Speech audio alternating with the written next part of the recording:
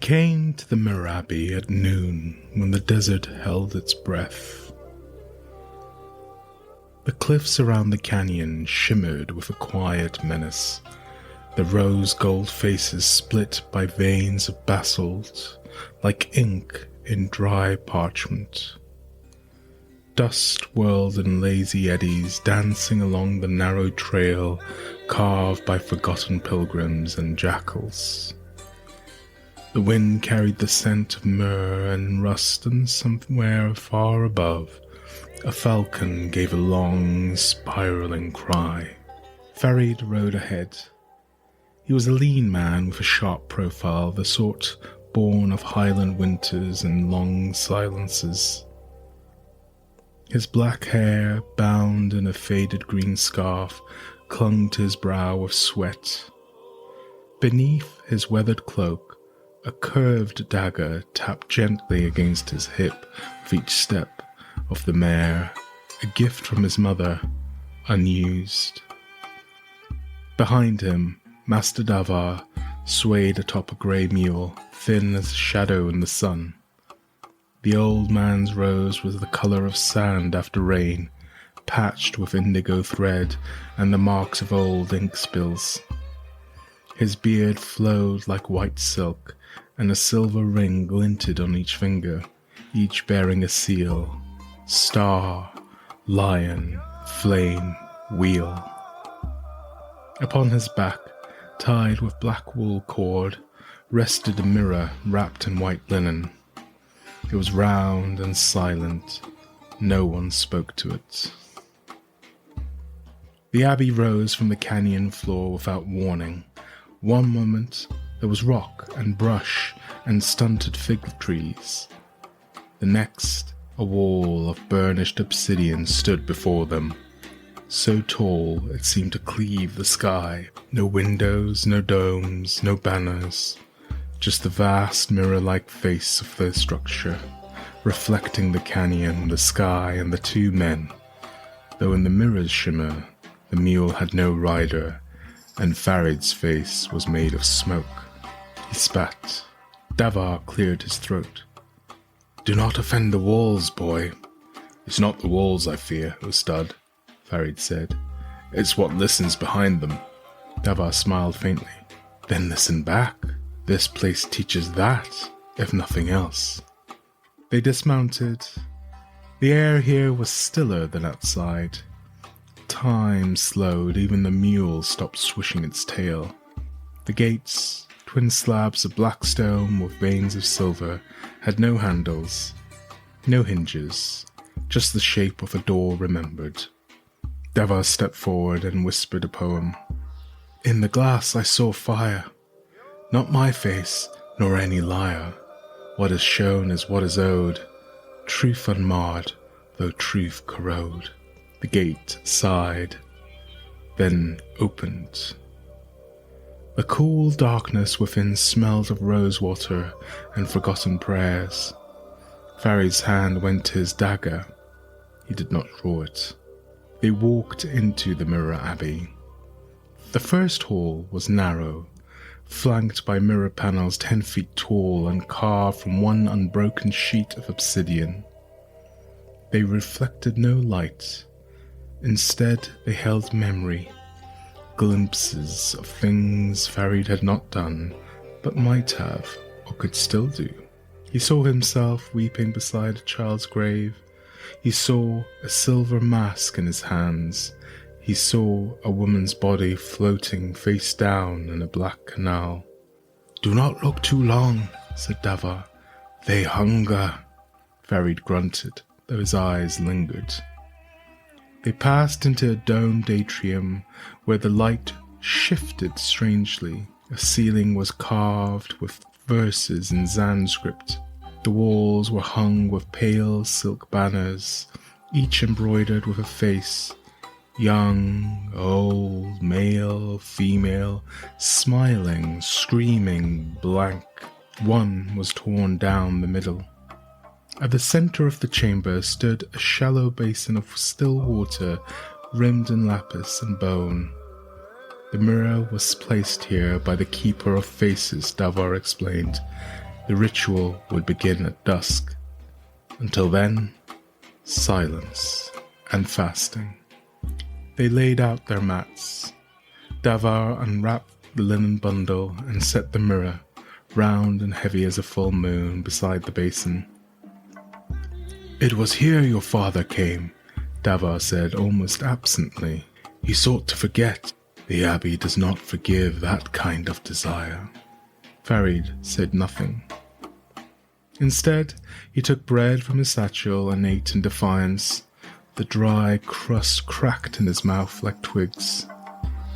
That was when the wind changed. It came not from the doors, which had long since sealed behind them, but from the mirror itself, a dry hissing breath that rattled the silk banners like dying birds. Then the basin shattered. Water spilled in every direction, though none touched Farid or Davar. The shards of lapis hissed on the stone floor and began to smoke. Something rose from the broken basin. It wore no skin. It was shaped like a man, but wrong. The joints moved backwards. The ribs opened outward, like wings, and its head was smooth and polished, reflecting Farid's face. But it was his mouth screaming inside, not his voice. It stepped forward. Farid drew his dagger. "Do not!" shouted Davar. "Steel feeds it." But Farid moved without thought. The blade cut through the creature's arms. Instead of falling, it grew another, twisting, steaming, its mirrored surface rippling with scenes from Farid's life. His first kill, the time he nearly drowned, his father's back disappearing into the Abbey. "Boy, recite!" Davar roared. Farid backed away, blood cold. "I don't know the verse." "Then speak your truth." The creature lunged. Farid braced himself and spoke, not a poem, but the first thing that came, raw and plain. "I hated him for leaving, for choosing, for getting over me. I came to see what was worth such a choice." The creature stopped. It tilted its head. The mirrored face melted, softened, became a mouthless mask. Farid's own face at 10 years old. Then it burst into water. Farid fell to his knees. The dagger clattered beside him. Davar leapt over him, eyes wide and wet. "It was an echo," he said, "a thing born of truth unspoken. They do not come unless called." Farid said nothing. The water was already flowing away, vanishing into the seams of the Abbey. Somewhere above, a bell rang, one Davar did not remember, and Farid had not seen. Davar whispered, "The mirror hears, the mirror calls, but not all truth survives its halls." They moved to the inner cloister before nightfall. The air grew colder there, not with wind, but with absence, a stillness too complete to be natural. The walls narrowed, the mirrors became older, dustier, warped in their silvering. They no longer reflected what was before them. Some showed people who weren't present, others showed events that hadn't yet happened, or perhaps already had, somewhere else. Farid walked beside one panel that showed a black ship sailing on dunes of salt beneath a sky with no stars. On its deck, chained, was a man with his face. He passed quickly. "This place," Davar said softly, "is not for men who are certain. It feeds on ambiguity." Farid laughed, bitter and dry. "Then it was starved for me." They came to a door carved in ivory, etched with tiny script. It opened without a touch. Inside was a chamber lined with 60 mirrors, each from a different land: Turin's Edge, Verena, the lowlands of Mehrak. Their frames were made of horn and coral, bone and petrified wood. In the center of the room stood a single stone plinth, and atop it, a basin filled not with water, but with black sand. The wrapped mirror lay beside it. "This is where it listens," Davar said. Farid did not speak. He stared at his reflection in the closest mirror. At first, it was ordinary. His tired eyes, his cracked lips, the salt dust on his cheeks. But as he stared, it changed. The Farid in the mirror looked back at him and smiled. Not cruelly, not kindly, just knowingly. As if the reflection had heard every thought he'd never voiced aloud. The smile widened just slightly. The mirrored Farid leaned closer, though Farid himself did not move. Then he whispered something. Farid stepped back. "What did it say?" Davar asked. Farid looked pale. "It asked me if I remembered what I did to my sister." Davar froze. "You told me you had no sister." "I don't," Farid whispered. "I never did." But the mirror said nothing more. It only watched. That night, they set camp in the cloister. Davar lit incense of saffron and lemon thyme and read softly from the Book of Hidden Things. Farid did not sleep. Every time he shut his eyes, he heard his name spoken by a voice that sounded like his mother's, except she had been dead 10 years, and her voice had never held such regret. Near midnight, he rose and walked among the mirrors. One showed him with eyes of fire. One showed him with his father's severed hands in his lap. Another held no image at all, only darkness and the sound of sobbing. He turned to leave, but the room had changed. The entrance was gone. Only mirrors surrounded him now. Farid stepped toward one and found himself stepping into another, his reflection fracturing, fragmenting.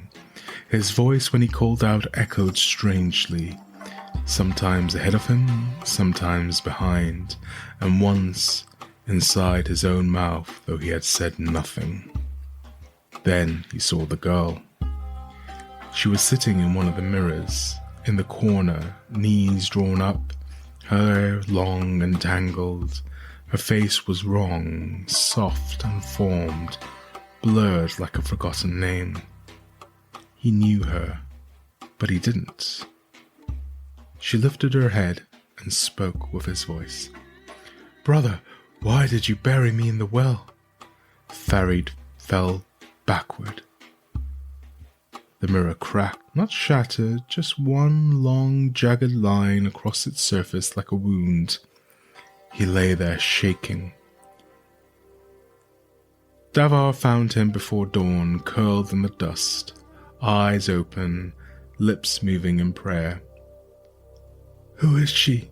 Davar asked, voice low. Farid did not answer, but the girl's reflection remained in the broken glass, watching, waiting. They began the summoning ritual at twilight. The wind had died entirely. Even the incense would not move. The abbey had become a held breath, a throat waiting to sing or to scream. Farid knelt by the plinth. The round mirror unwrapped before him. Its surface was not silver now, but the color of oil and water. Shapes moved within it, faces pressing out like fish beneath thin ice, hands brushing the inner surface as if begging to be remembered. Master Davar lit the sixfold fire, each tongue of flame a different hue, saffron, emerald, violet, black, rose, and the last, a pale blue that flickered without heat. "Speak your name," he intoned, voice sharp with ritual cadence. "Farid, son of Halim," came the reply, dry and slow. "Speak the name you carry that is not yours." Farid hesitated, then quietly, "Afsana." Davar nodded once. His eyes never left the mirror. "Now you may ask the Abbey one question. But it must be true, and it must be one you fear. Farid looked down at the mirror. It showed only the sky above, swirling. Why did my father abandon me? He asked. The flames blew outward, the no wind moved. The mirror's surface boiled, then calmed. In it, Farid saw a room not unlike the one they were in, lit by fire, circled by mirrors. He saw a man kneeling, his father unmistakably, but younger, desperate, crying. He was speaking. "Take her away," his father said. "Erase her. The guilt will kill me. I cannot carry her voice anymore." Farid saw Davar, younger too, nodding solemnly. A wrapped mirror lay between them. "Who was she?" Farid whispered. The reflection shifted. He saw a girl, small, no older than 5, hair in twin braids, laughing in a garden of quince trees. And then, hands underwater, a scream swallowed by reeds, a name never spoken again. Farid recoiled. "No," he said. "No, I never." But the mirror said otherwise, and behind them, one of the 60 ancient mirrors cracked with a thunderous snap, then another, then another. The girl stepped through, not from one mirror, but from all of them. 1,000 shards forming her as she walked, her face incomplete, her limbs borrowed from reflection. Her eyes were a pool of still water, but her mouth moved with every voice Farid had ever silenced in his heart. "You left me," she said. Farid turned to Davar. "What did he do?" he gasped. "What did my father do to her?" Davar's face was ashen. "He made you forget." Farid fell to his knees. "I remember," he whispered. "I remember the well, the sound of her crying beneath the lid. I thought it was the wind. I thought..." The girl screamed. It was not the scream of a child. It was the scream of mirrors breaking, of memory unchained. She rushed towards him. Farid did not draw his dagger. He opened his arms. She struck him, and the mirrors exploded. A cyclone of images bore through the room, memories, truths, imagined futures. In one, Farid was a father holding a child who looked like her. In another, he walked into the desert alone, never to return. In one, he lay buried beside a dry well. The dust settled. The mirror on the plinth was cracked clean through.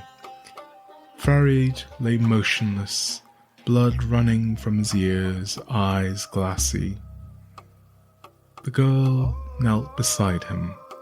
Her face was clearer now. Her lips trembled. She reached toward him and vanished. Davar crawled to Farid's side. He was breathing, faint, but alive. The abbey was silent once more, but the mirrors would never close again. Farid awoke to the scent of rosewater and the distant echo of a nave flute. The abbey's silence was profound, as if the very stones held their breath. He sat up slowly. The chamber was bathed in the soft glow of dawn filtering through unseen apertures. Shards of broken mirrors lay scattered, each reflecting fragments of his face, his past, his fears. Master Davar sat nearby, eyes closed, lips moving in silent prayer. "Ustad," Farid's voice was hoarse. "Is it over?" Davar opened his eyes, weary yet gentle. "The storm has passed, but the sky remains." Farid's gaze fell upon the largest shard before him. Within its depths, he saw her, the girl, Afsana. She stood at the edge of a well, looking back over her shoulder, eyes filled with a sorrow that pierced his soul. "I remember her now," Farid whispered. "My sister, lost to the waters, lost to forgetting." Davar nodded solemnly. The mirror reveals what we bury deepest. Tears trace silent paths down Farid's cheeks. I was a child. I didn't understand. I couldn't save her. The old master placed a hand on Farid's shoulder. Guilt is a heavy chain, but remembrance can be a key. Farid clenched his fists, nails biting into his palms. What am I to do with this truth? Davar's eyes held the weight of years. Carry it. Let it shape you, not shackle you.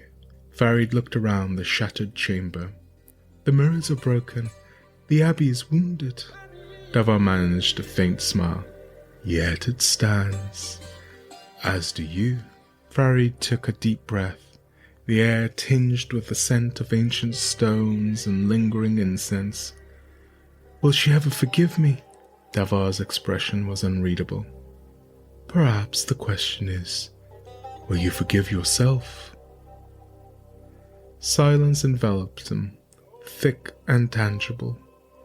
Then, from the smallest shard, a whisper emerged, a voice, tender and familiar. Brother, remember me not in sorrow, but in the rustle of leaves, the dance of the river, the warmth of the sun.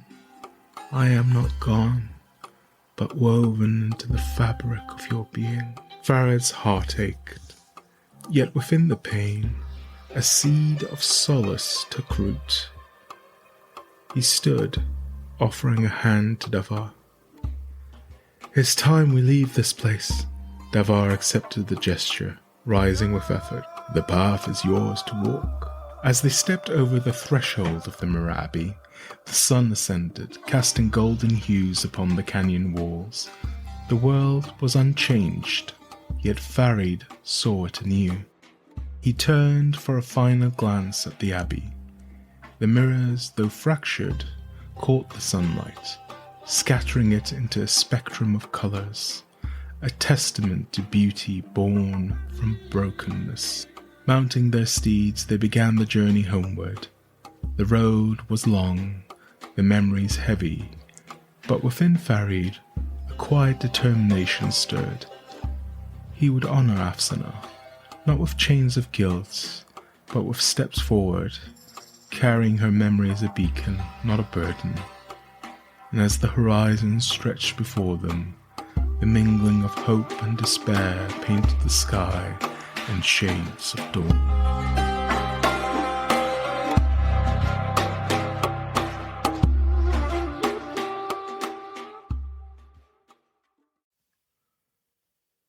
Thanks for listening.